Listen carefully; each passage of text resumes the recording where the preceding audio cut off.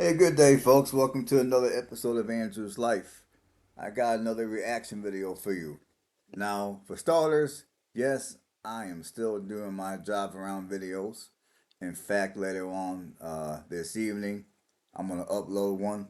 But so this evening, it's going to be a two video day for you guys from me. You're going to get two videos from me again.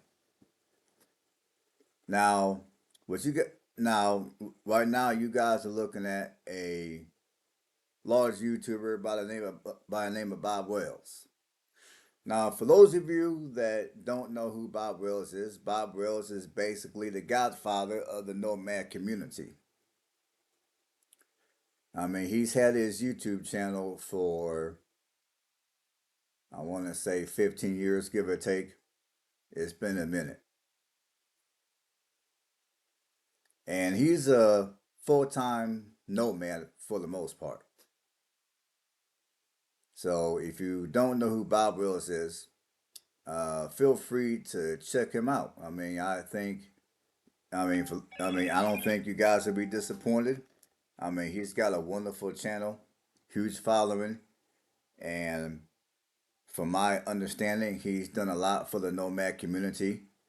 And from what I've seen on his videos, he's also added a little bit of dignity not to those that had to live out of their van out of necessity because it was either van life or homelessness. See, one thing that Bob Willis has done is he has helped add some dignity into the lives of those individuals. So, all in all, I like his channel. I mean, he's got about, yeah, I think it's got about 800,000 subscribers at this point, something around that nature. So, I'm going to play this video for you guys because uh, this video is going to be about Bob Wells showing you guys his land that he recently purchased. Now, he already had another piece of land that was an acre, but he wanted something a lot bigger. So, let's play the video. Rural land, you can usually put 200 down and We're going to start it over. I can't do that. What am I going to do? Yes, you can. This is a standard thing in rural land. You can usually put 200 down and then 100 or 200 a month, whatever you can afford. Hi, everyone. Welcome back to my next video. Well, I have done it. I have bought a 20-acre chunk of land. It's in either Coconino or Apache County. If you know anything about Arizona, that's a huge chunk of land, northern Arizona. I'm at 6,000 feet, and I have bought 20 acres. I've got another video. You can go right here to see it about my 1-acre lot. I had a 1-acre lot, but I wanted a bigger chunk of land, and I wanted land with trees. That was really important to me. The 1 acre I have is up by north of Flagstaff, but it was only 1 acre, and it was pretty barren of trees. And if I'm going to be on land much, I wanted to have a whole bunch of trees. Let's go take a look at it. That I'm walking on is cinder. This was a driveway that was brought in by the last owner. He brought that in, and I'm really, really happy with that. This driveway costs a lot of money. All right, folks. Before we get too far along on this video, uh, I want to explain the reason why I am even playing this video for you guys. Well, for starters, I mean, no particular order really, but I'm gonna, even though I just got back down here to Alabama about not even a month ago, for reasons that I will explain later. I don't know if I'm going to explain it on this video or on another video, but for certain reasons, I have even thought myself about buying some land in Arizona where, I mean, he's in northern Arizona.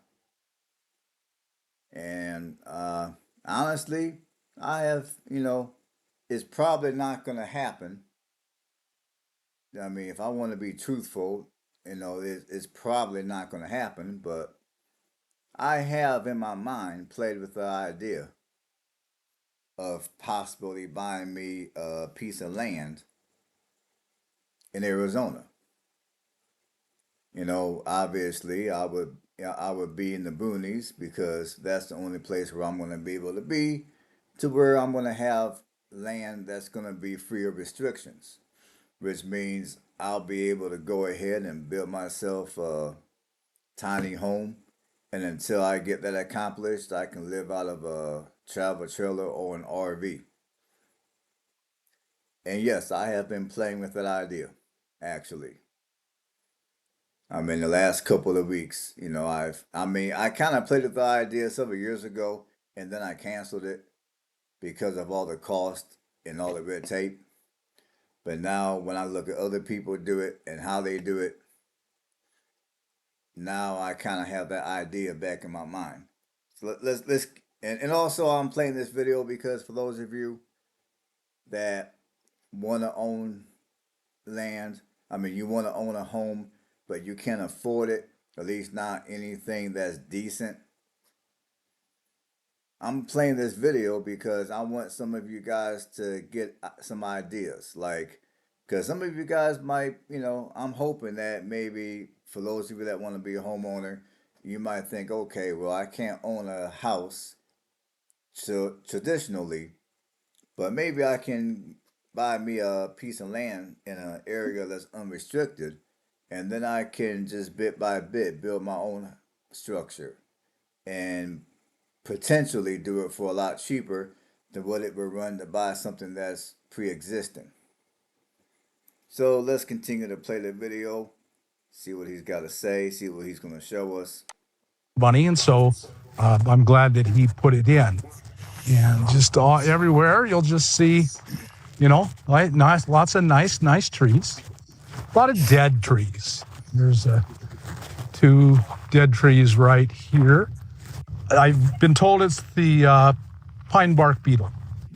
And this is an old trailer that was on it. It's kind of a wreck looking right now. So this is a great big pad. This may have been where they were planning on putting their house. I'm not sure. And one of the things I want out of land is a kitchen. I like an outdoor kitchen. I'm not going to build a house here ever. That's just not, I don't want to live in a house. So I put an outdoor kitchen in. As you can see, it's just a 20 by 20 tarp. So we made this kitchen out of that 20 by 20 tarp that had, the property had on it a bunch of these 2x4s and 2x6s. Now, me personally, when it comes to my kitchen, if I were to, I mean, I guess you can have an outdoor kitchen if you want to. But me personally, if I were to build a kitchen, it would have to have, at the bare minimum, it would at least have to be wrapped around in mesh. But honestly, for me, when it comes to my kitchen, I would go ahead and just build a separate structure completely. Like, I would go ahead and build a structure out of wood. Like, you can either go and get and buy you one of those little sheds at Lowe's and throw it up, and you can turn it into one massive size kitchen. You can buy a wooden shed, or you can buy one of those steel ones at Lowe's. Now, if I were him, I would do that. I wouldn't have an outdoor kitchen. I mean, now for his grill, yeah, it's necessary for it to be outdoors because, for safety and all that good stuff. But I would at least somewhere on that piece of property of his have some type of an indoor kitchen. That way, the wildlife is not going to get into your kitchen and eat up your food. Now, maybe he has his food in another place. Like maybe he stores his food in his van. Let's keep going. They were old and awful, but they worked really good for the outside. And as you can see, I ran cable lines out to the nearby trees and some down to a stake in the ground. And it's held up through some pretty darn strong winds. Just a cheap 20 by 20 tarp, and it's working super well because I really wanted to have an outdoor kitchen where friends could come by, we could be outside and enjoying ourselves, and it has worked out super, super well. So let's take a look at the kitchen. So one of the first things I wanted to do was get a nice grill so that when I had friends over, we could barbecue. But this has been fantastic. It has 4 burners. It's huge, as you can see, and it's got a 1-burner stovetop burner on the side, and I've really liked that. Here is the rest of the kitchen. You can see that we've got a huge, I mean, really huge Lodge Dutch oven. We have some more cast iron here we've been cooking with. One of the things we want to do with all this excess firewood is to do our own cooking out on over the fire. We're just getting started, but we've got the tripod and the big pot that you hang down. We're really looking forward to that. You see, we got a bunch of firewood in the back. Big pot that you hang down. We're really looking forward to that. You see, we got a bunch of firewood in the back. So water was a big deal because in this part of Arizona, there's practically no way to put a well deep enough to get water. And if you get it, it'll go dry really quickly. So there's not even a consideration of putting in a well. So everyone in this area. Oh, now maybe somebody out here knows a thing or two about owning land like what he owns. Now, since his land, since where he lives is apparently not deep enough for him to install a well. I mean, is it going to be deep enough for him to install a septic system? And secondly, where he's at in rural Arizona, is it even a requirement that he has to install a septic? If anybody knows the answer to that question, feel free to sound off in the comment section. I'm just wondering. Is hauling in their water. That's pretty normal through a lot of Arizona. Water is a super issue. So what I've done is, as you can see, I've got a 55-gallon drum. You see, that's the only thing which I dislike about Arizona is the fact that if I were to move out there, it would be it would be a lot harder for me to grow anything just due to the climate that's out there. I mean, I would have to have a makeshift greenhouse, and I would have to have plenty of water since it doesn't rain a whole lot in Arizona. So that's the only thing about Arizona which I would not like is the lack of water supply. And we're bringing in our water on the trailer. So, and transferring it from the trailer to this 55-gallon drum. So this is the trailer I carry my side-by-side around on. The side-by-side has been really tremendous here on the land. We haul firewood with it. We do all kinds of things. So as you can see, we bought this IBC.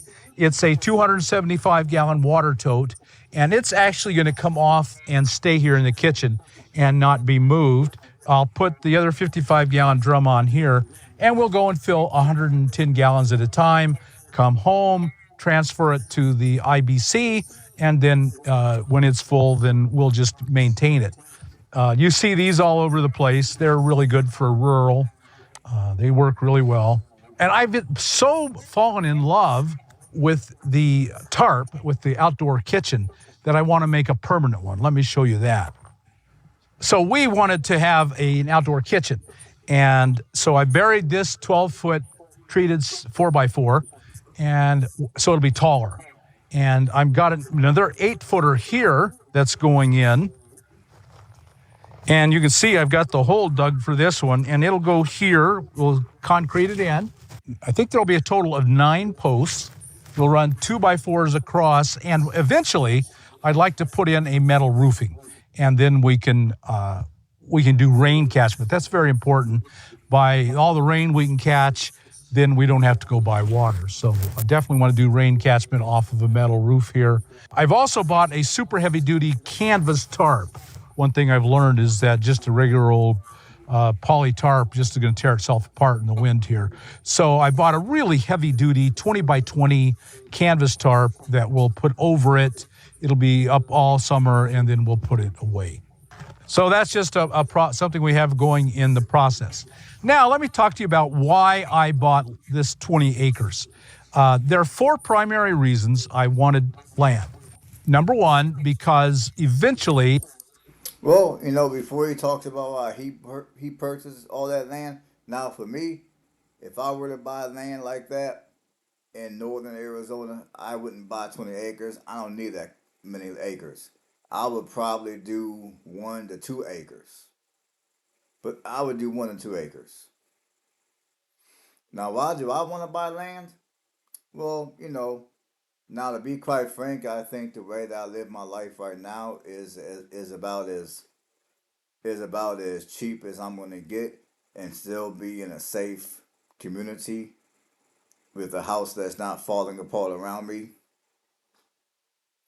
But even though I think that, there's still a small part of me that still thinks, well, maybe I can figure out a way to where I can be safe. I can live in a safe community. I can live somewhere that's desirable to me, and I could do it potentially for a little cheaper. Now, I don't know exactly how far from any city or town with a sizable economy that I would have to travel to in order to buy land, kind of like what he's getting ready to show you all. And that's something else I think about. I gotta take into consideration as well, because I'm thinking, okay, well, Arizona's economy is stronger than Alabama's economy. Arizona's wages are also higher compared to Alabama.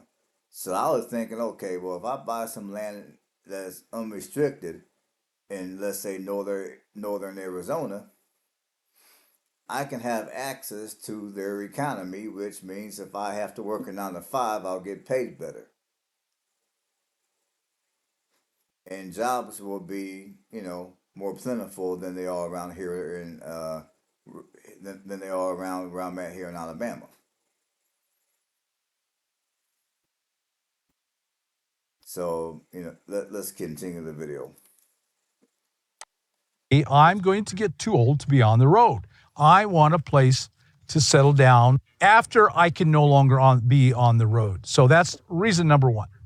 The second reason is so that I can be legal. A lot of times we have to say where our insurance is, and you get around saying the vehicle is garaged at 1234 Main Street, and you don't really live at 1234 Main Street. And so I've got a legal address to tell the insurance company, to tell the National Forest. Ranger comes into the camp and says, "Hey, where do you actually live? Do you have a permanent home?" I say, "Sure, it's 1234 Main Street, Bobville, Arizona." And so I've got an address. And so being legal is a really, really good thing. The third reason I wanted to have property was so in case of emergency. I'm a big believer in climate change. I believe that climate change is coming and it's going to be horrendous, and it's just going to get worse and worse and worse. So as climate change gets worse, I want to have a place where I can go and be safe and invite my friends, and it doesn't have to be climate change. We're having natural disasters. Now, I will say, for those of you that are looking into van life, uh, whether it be out of necessity or it be because you just want to travel all over the country and you're sick and tired of the traditional sticks and bricks 9 to 5 lifestyle, uh, this is something that you're going to want to take into consideration at some point. Like, at some point, van life, you, you're going to get sick and tired of living out of a vehicle and having to either A, pay money to stay parked somewhere, or B, if you want to park for free, you're going to have to park at some Love's or Flying J truck stop. And, you're going to go to bed and wake up and it's going to smell like diesel fuel. I mean, at some point, you're going to want to have a place to, many of you who are looking into van life, at some point, many of you are going to want to have a place that you can settle down, that you can consider home, even if it's just a piece of land to where you can go and park your vehicle. At least if it's your own piece of land, you can get out of your vehicle, you can walk around. If you got, especially if you have pets. And at some point, once you buy your own piece of land, you're gonna probably want to build at least. You're gonna want to either build or purchase a tiny home. That way, you'll have a structure to where you can go inside. You can take showers. You can use the restroom. You can cook. You can walk around. You can stretch. If you have a pet, your dog or your cat can run around a little bit. At some point you're gonna want to have those things in place in your life. Even if it's just okay, you're on the road for, let's say, 6 months out the year on average. The other 6 months you're home. Now, Bob will let you know later that he's gonna be on the road for 9 months and he'll be on his land for three. Let's keep going. Disasters all over all the time, flooding and heat. And I'm in a place where it will not be much affected by any of those things. There are wildfires in the area, but not often, and it's pretty rare. The one community well is so deep that I don't think it's ever going to run out, and I can go and get water from there. And with rain catchment, I think I'm good. I don't think heat is going to be an issue here, and it'll get steadily warmer, and even the winters will be warmer. So that's actually a good thing because it's fairly cool here in the winter. So the fourth and really the most important reason that I bought the land is because I want to be more of an official snowbird. Now, a snowbird never settles down into one place. He's traveling with the seasons, and I like that. And I will always, until my body just simply won't allow me to live in my ambulance or a van or whatever I'm in next, until my body says no. You know what? I can relate to him on that snowbird talk.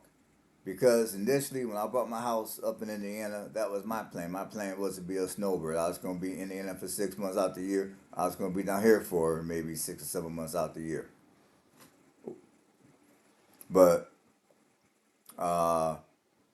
and do I still want to be a snowbird? I would love to be a snowbird.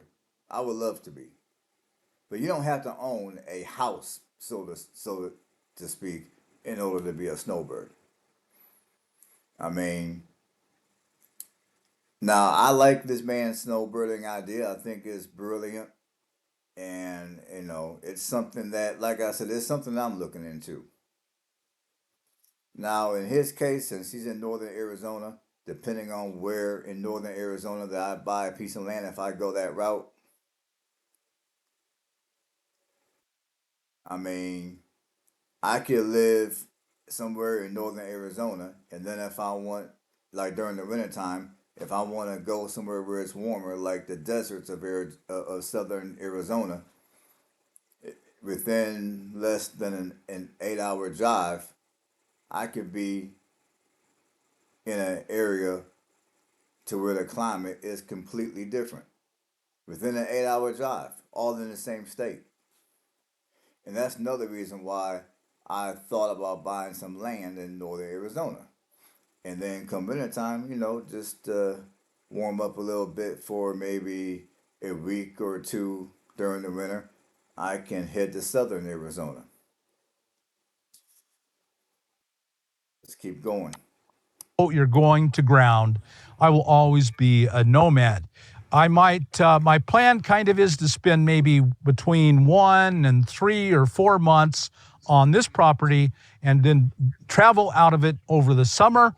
I'm going to spend a month this summer in Colorado, maybe some in Wyoming, Idaho, Montana, go over to Oregon, see my sister. So this is a home base.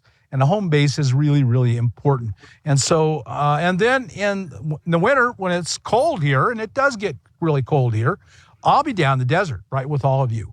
So I will be an official snowbird, a home base. I'm at 3-4 months out of the year, and then traveling the rest of the year. So that was important. I like the idea that I have a home here and I'm not going to get any knocks on the door. I know a lot of us, the knock on the door from the ranger, from the police, or the sheriff, and saying, you've been here too long, you got to go, and then the constant movement.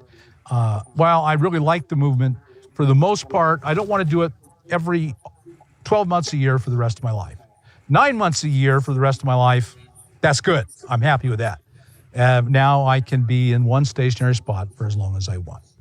Okay, so that's why I bought this property. I've been extremely happy with it. Let's move on and look at a little more. As you can still just see, more nice trees everywhere. We'll come up on my camp. See the ambulance tucked away in these trees. I've been very, very happy with this camp. The place does have mice. You can see I've got my hood open, and then between putting out lights at night and the hood, it's worked really well for me. And over here is the thing I really love about this property. It has a 40-foot container on it. I think they call them connexes. I don't know if that's in a... Now, if he really wanted to, and I'm pretty sure some of y'all have heard of this concept, but he can actually take this trailer and turn it into an actual house and turn it into an actual home if he wanted to. Now, Bob Wells used to be a carpenter back when he worked, so he would know how to turn this into a house. Now, I don't know if he would want to or not, but it's just an idea. For those of you that buy land and you see something like this, you can take something like this in most cases and turn it into a home. official name or not. It's kind of what I know them as myself. Of course, here's the side by side, and we're in building projects all the time. And there's a half-finished workbench for the container. I don't know if you're going to be able to see in the container or not. I'll get down all in and find out. Now I can see a little bit. It's a cluttered mess, but I'll put in some shelves, and that will work a whole lot better. But 40-foot containers, just enormous. So I'm real happy with it. And, this thing was probably at least $6,000. They've really gone up in price. And I think that, I don't know what delivery would be, but it would be a lot. So having this container, having the driveway, the cinder driveway, that was a lot of money. So I think I got a really good deal overall. So while most of my property is pretty heavily treed, on this one side, it's really nice meadow, more trees behind it and around it. Actually, about halfway across there, my property ends. Really nice. Big and open area. I really like this meadow. Cody likes everything out here. He likes the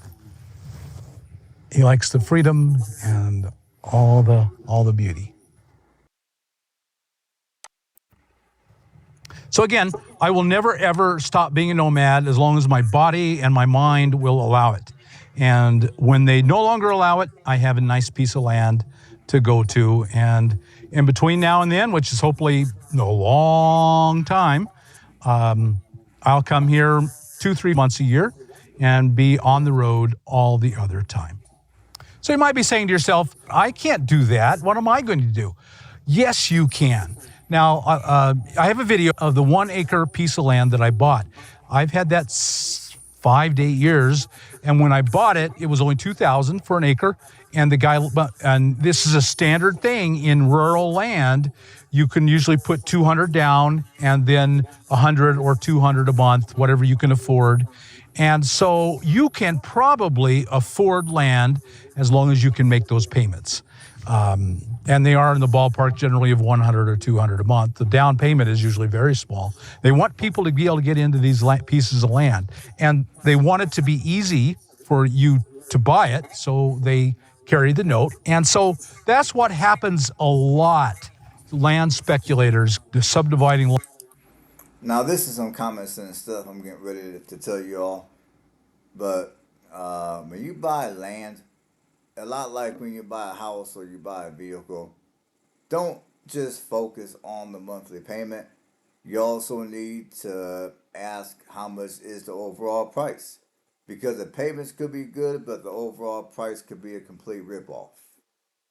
So do your due diligence, ask how much the land cost total, and then go to the local city hall or whatever, or county office, and see what the last person who used to own the land paid for it and how long ago. And while you're at it, see how much that type of land is worth in that general area. Now, if you're working with a realtor, they'll know to do all that. But still, do your due diligence before you buy land. Don't just look at the payments. Oh yeah, payments are good. I'm gonna buy.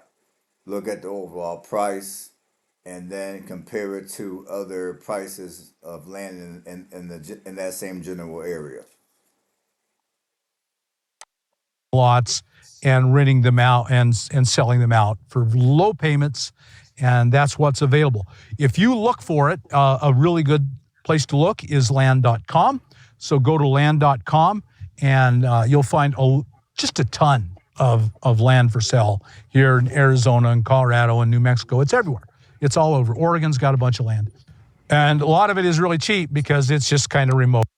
Now, if you go to land.com to shop around for land, there's land all over the country if you go to land.com. Now, if you're wanting to live the way Bob Wells is living, the way that I've looked into a couple of times, at least in my head, then you're going to be better off buying land out west compared to out east.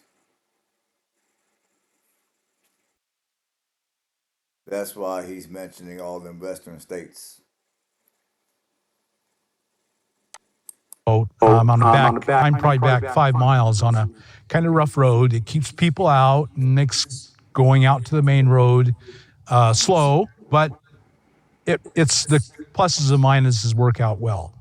And I'm pretty remote. The nearest town's a good distance away, and that's why it's cheap, and that's why you can probably afford it. So, if you can make that monthly payment, I really would, and you can be doing just what I'm doing. I hope that helped you. If you've got anything out of this video, I hope you like it on YouTube, subscribe to the channel, hit that thumbs.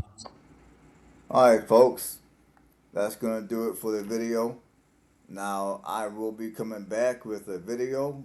Uh, I don't want to put on this video because it'll make the video way too long. So, but I do want to do a video and further explain why it is I'm looking at buying land and possibly, doing what Bob Wills is doing. So I will come back with that video. So stay tuned. And until then, stay blessed. Catch you all in the next one.